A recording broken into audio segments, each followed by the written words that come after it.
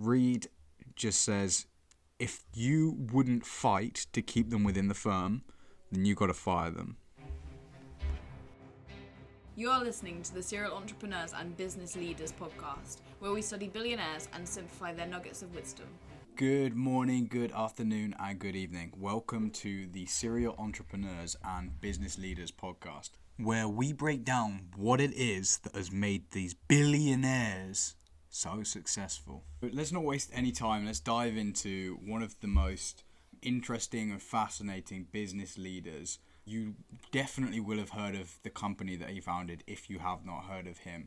So he's got over $4 billion worth of net worth. He's worked on the boards of multiple companies that you will have heard of. So he's been a board member for Microsoft, for Facebook, but perhaps most importantly, so he co-founded Netflix, and continues to be the CEO of Netflix to this present day. Interestingly enough, although he's managed to essentially leverage Netflix to gather a net worth of $4 billion, he actually only owns 1.3% of the company. So today we are going to be talking about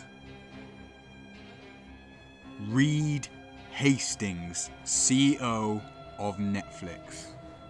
So there are a tremendous amount of lessons that can be derived from Reed and essentially his teachings. One of the things that he is probably most renowned for, and the company Netflix itself as well, is they're very, very stringent and strong on culture. So Netflix actually released a culture deck, in inverted commas, where they actually publicly display, to anyone who wants to read it, you can literally go on Google and have a look for this right now if you want. They actually have a culture deck where they display what it is that they want all of their people within their organization to ideally have. Those characteristics, how they want those people to think about everything, they want their people to behave. So I'm going to quickly dive into a bit of a story about sort of where the culture deck came from, and we'll dig into what it's like and what that really says about Netflix. Going back to 2001, Netflix was obviously a much smaller company, and they were really struggling for money. Reed actually had to lay off a third of his company. So they went from 120 people to 80. At the time, they were doing lots of DVD by mail. So literally sending out DVDs from sort of their office or their warehouses or whatever to the customer's door. But they were really, really struggling at the time. And it was only until after 2002 that they actually realized that they were going to survive. So at that point, they started to think, okay, so we're actually going to make it. So how are we going to actually create an environment where our employees actually want to work here? What's really interesting is Reed, and this may be more of a personal driver, but Reed cares about one particular thing, even more than he cares about success. So he is really passionate, and you'll see this in the culture deck, really passionate about working with really talented people in a productive way. He says he really enjoys just the excellence, sort of the perfection of just having a really switched on, effective team all working to the same goal. And then it's almost like a side effect of that team is very likely to win and they're going to get excellent results. Alright, so Reed has just laid off a third of his workforce. He's just gone through a really tough time within the company, and he's now thinking the company is about to plummet. Productivity is going to fall drastically. They're going to be in a really sticky situation. But what actually happened was completely different, completely the opposite. So he actually found that even though he just laid off a third of the workforce, they were actually more productive overall. They were getting more stuff done. And I guess really the reason that what he attributes to that is the fact that obviously the third of the workforce that he let go were those that were not performing as super excellently as the other 2/3. So when he got rid of those third, what increased was something that he refers to as talent density. So just having a smaller amount, but making sure that everyone within the team is absolutely excellent at what they do. He says talent density is key.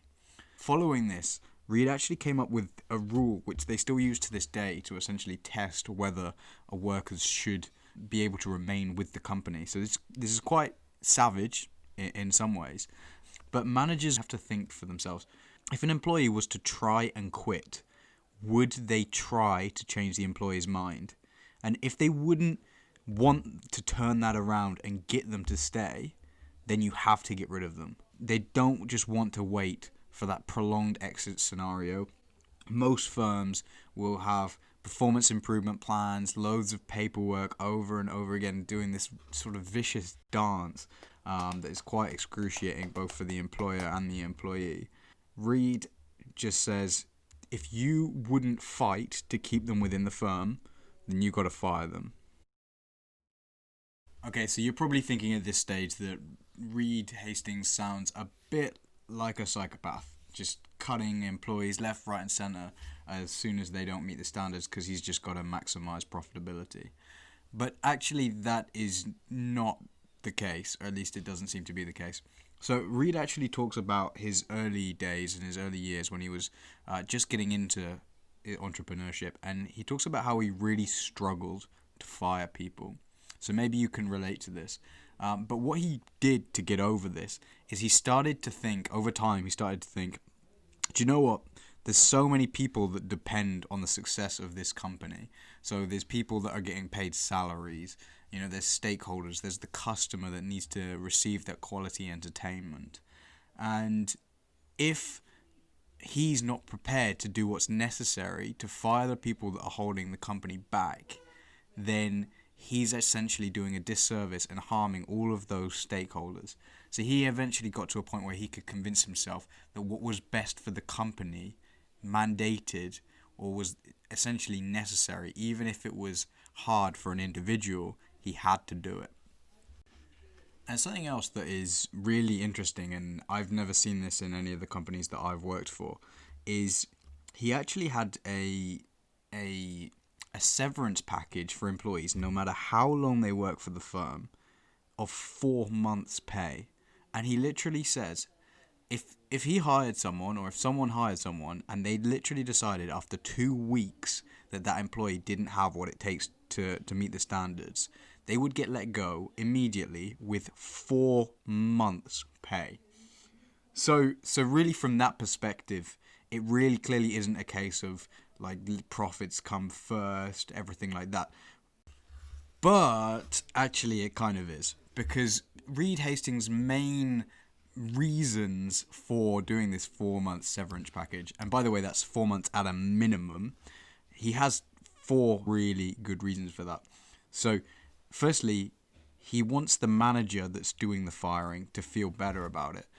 And the reason why he considers that to be really important is because otherwise the managers won't fire people. Managers generally, right, they're good people, they're nice people. They don't want to fire people and make everyone lose their income, put them in really difficult situations.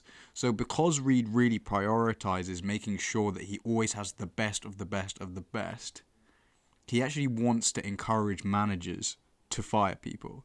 And to do that, by giving them a decent severance package, he encourages managers to be prepared to take those risks. Secondly, it allows him to get a legal release. And finally, he would cite the sort of compassionate side of it, that it's the right thing to do. Although he definitely does seem convinced that it actually doesn't cost the company more money, because as well otherwise they would spend months and months just trying to get that employee out, trying to manage the employee out of the company. So let's quickly touch a bit more on that culture deck.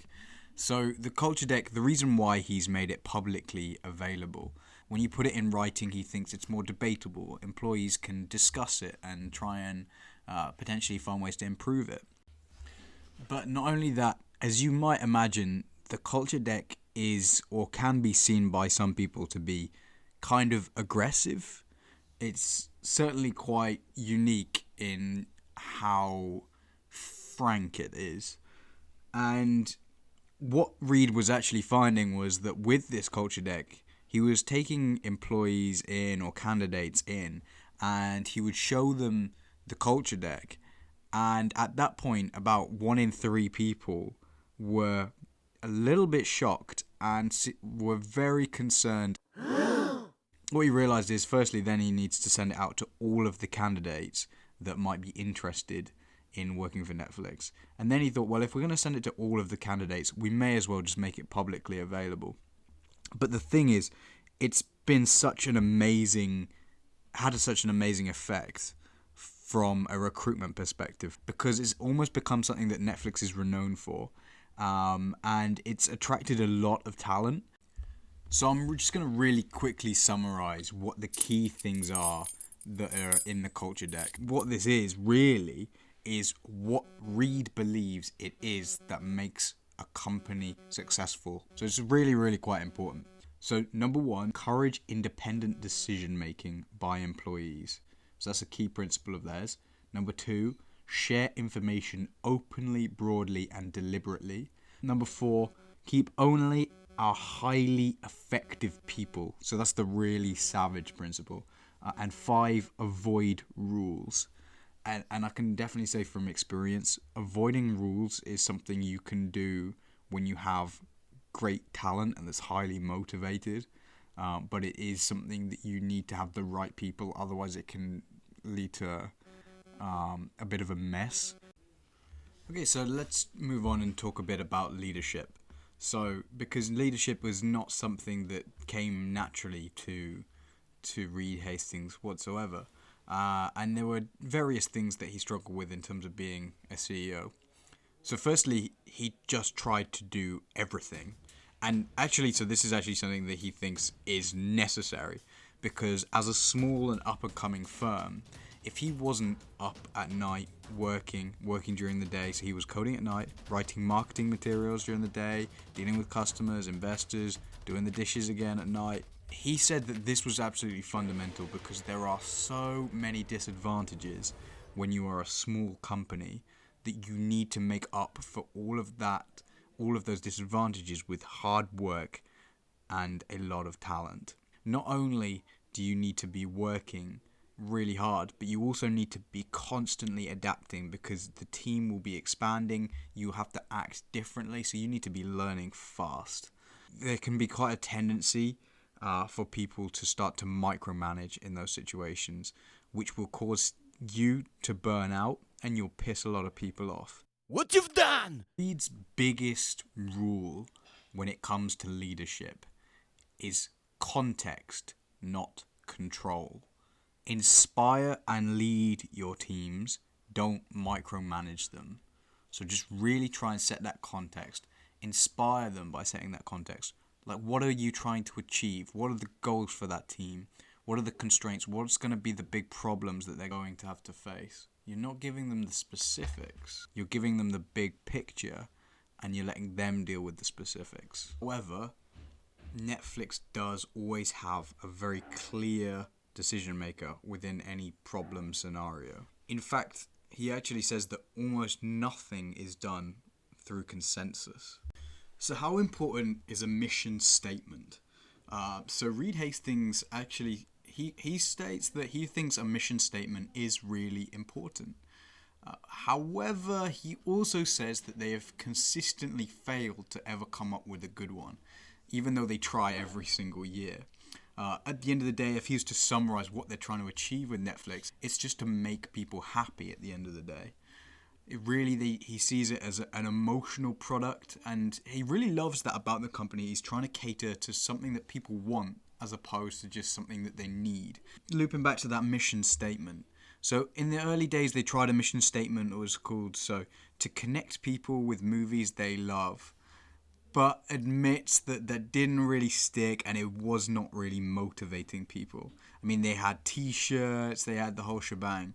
Wow. But what's interesting is, despite the fact that he considers a strong mission statement to be so important, almost the failure for him with Netflix to create a strong mission statement, he says that didn't really hold them back. And as you can see, obviously, the company's been extremely successful without a clear, strong mission statement. So now let's move on quickly to another story that Reed has for us. That is a really useful lessons that come out of it. So in 2002, Netflix, it launched its IPO in 2002. And since then, 2003, 2004, they were growing nicely. At the time, however, there was one rather large giant that was 20 times larger than them. And you may remember it was a company called Blockbuster. And at that point, Blockbuster started to counterattack, and they really started to go in hard on Netflix. So Netflix at the time, under Reed, they were coming up with different tactics to try and combat Blockbuster, coming up with different USPs, left, right, and center. Let's do this, let's do that, to really set themselves apart. And they tried to do everything better than Blockbuster did. But then what Blockbuster did, as we said, like they were a giant, they were 20 times larger. So then Blockbuster just decided just to cut its prices drastically. And this was really strangling Netflix at the time. In 2005, Netflix, and this is an example of one of these sort of USPs that Netflix tried to launch. They launched something called Netflix Friends, which was their own social media network. They added ads, they added banners, they added used DVDs, which you could buy and sell as well as renting. So all these different things. And each specific plan they had like a dozen people working on it, each one of these differentiators. And this was going on through 2006, 2007. There was the big battles between Netflix and Blockbuster. But in the end, Blockbuster ended up closing down and going bankrupt.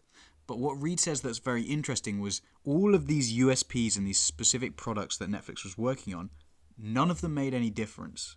And one by one, they'd actually ended and closed each of those programs. What Reed finds from this whole scenario is actually when you get attacked as a company, it's not better just to try and do loads and loads of different things and build up more USPs, but actually just to retreat back and focus on the core things that your business does and really differentiate yourself on how effectively you perform the core of your business. This is a great lesson on the importance of focus. What is your business? What does it exist to achieve? And really hone down on that specific thing. He thinks that if they had done that, they would have beaten Blockbuster a lot sooner. Moving on a bit from that into sort of the next time period, 2007, 08, 09, they were using sort of a hybrid model between streaming and DVDs, so they still weren't completely focused. 2010, they did eventually expand into Canada, and this was where they really were forced to focus because there was no DVDs in Canada. That wasn't an option. And it was also a big step for them because that was their international step. They got 10 times bigger customer signups than expected, just streaming. This was when they realized they didn't even need DVDs. And this is a lesson not just in focus, but also understanding where the market is going and being 3 steps ahead of it. When you're thinking about your business, is it something that's going to be outdated in 5-10 years? And if so, where is the market going and how can you stay ahead of the market? Because if Netflix was still in the DVD business now, they would almost certainly be bankrupt because no one's buying DVDs anymore. So it's testament to the fact that Netflix, almost in some ways by luck to an extent, discovered the importance of staying ahead of the curve, focusing on where the company needs to be in the next 5 years, and then honing down and focusing on that made them so successful. In fact, they realized that DVDs were shrinking every year. It wasn't the future. Despite the fact that it was another differentiator, they had to dispose of it, and they did exactly that. Now, I'm going to contradict myself slightly when I say that you have to be always ahead of the market, because timing is absolutely key. Reed actually says you have to time it right. So for years, actually, Reed had noticed that streaming was the bigger opportunity. And every 5 years, he would say, in 5 years' time, streaming's going to be half of our business. And then it remained 0 because people weren't ready to adopt that technology yet. And after another 5 years, he said again, in 5 years' time, 100% streaming is going to be half of our business. But again, it was 0. And then 5 years later, it was 100% of their business. So it's crazy. So to an extent as well, it's not just about being ahead of the curve, but you 100% need to know where the market's going. But you also need to time it right. And that's where it's really, really challenging, is figuring out not only where are we going, but also what are people ready for right now. And Netflix, in many ways, walks that tightrope extremely, extremely well, and then managed to dive out of the DVD game when that became irrelevant. Moving on to this next part, it's probably more relevant to entrepreneurs that are almost selecting their founding team and building their founding team. So Reed Hastings, when he's talking about what kind of team he wants to build, for him, the quality of people is very important. I'm sure that's very obvious. But more important still is the connection, rapport, and trust that you have with the board of directors or your team, whoever it is. He says that being in a board is like being in a marriage. You need to listen to them, but far more significantly, you always need to be honest with them.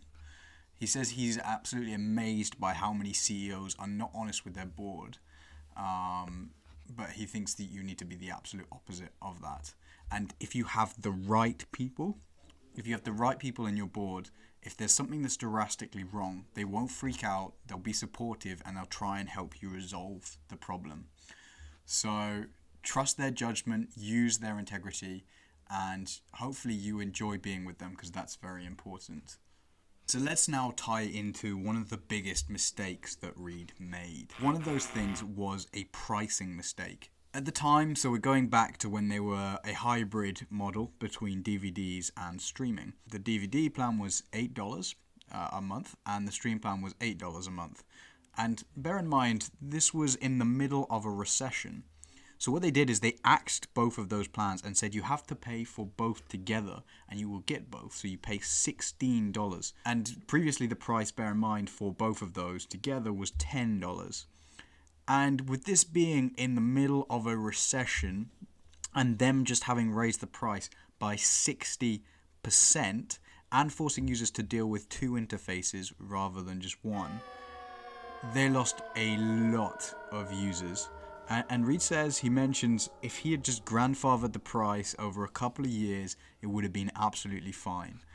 And this is a big mistake that he made. And in terms of talking about how did he deal with that and how did he try and fix it, his solution, he admits, was pretty useless. He basically sent out an apology letter, which was a very technical apology letter. And that was kind of demonstrated a lack of empathy for his customers, because the customers didn't really care. They didn't want this technical explanation about why Netflix had no choice but to raise its prices by 60%. At the end of the day, they just care about the fact that they're losing money every month, a lot more money. So that was a big learning lesson for Reed. And I would say as well, how you price your product and service is fundamental for how you scale your business, particularly if you are trying to scale at a fast rate. So finally, I really want to dive into sort of the psychology aspect and the body language that Reed displays through interviews, when he makes speeches, things like that. Reed never comes across outwardly in the words that he speaks as nervous or uncomfortable. He always communicates in a voice that is unbroken. He doesn't spend a lot of time saying and ah and like and things like that. He's very clear and concise. But at the same time, when you look at his body language, it tells a very different story. And most of the time, he's very hunched up, very, very small. Rather than taking up a lot of space, he's very closed and very, very small. He's not taking up any space. And what this typically suggests is a lack of confidence and uncomfortableness. Additionally to that, he often struggles or seemingly doesn't like to make eye contact with whoever it is that's interviewing him. And typically when you look at where he's looking, he's often looking down or at the floor. And also there's additional to all of this, you often see sort of what appears to be pacifying measures where he's sort of holding his hand, stroking his hand or his arm, something like that. All of this is extremely confusing because he communicates in a very clear manner, but his body language tells a completely different story. So my overall guess is that he has had a lot of experience making speeches, dealing with large audiences, things like that, but it's not something that is natural for him whatsoever. So perhaps if you yourself are uncomfortable making speeches, talking in front of large audiences, perhaps take some positivity from the fact that other people seemingly struggle from it a lot too, but can end up communicating a very confident, clear message. It's just when you really dive into the psychology of it, it doesn't necessarily seem as though everything is as it seems. And I do wonder, I would wager that Reed does not enjoy massively situations where he has a big audience and he's speaking to lots of people. But I'm not a trained psychologist. I just find it interesting to observe that. Thank you so much for listening, guys. I hope you'll tune in again next week. Please subscribe to the podcast wherever you get your podcast, and it will be great to hear from you and see you guys again soon. This is the first podcast I've released, so apologies if it's terrible.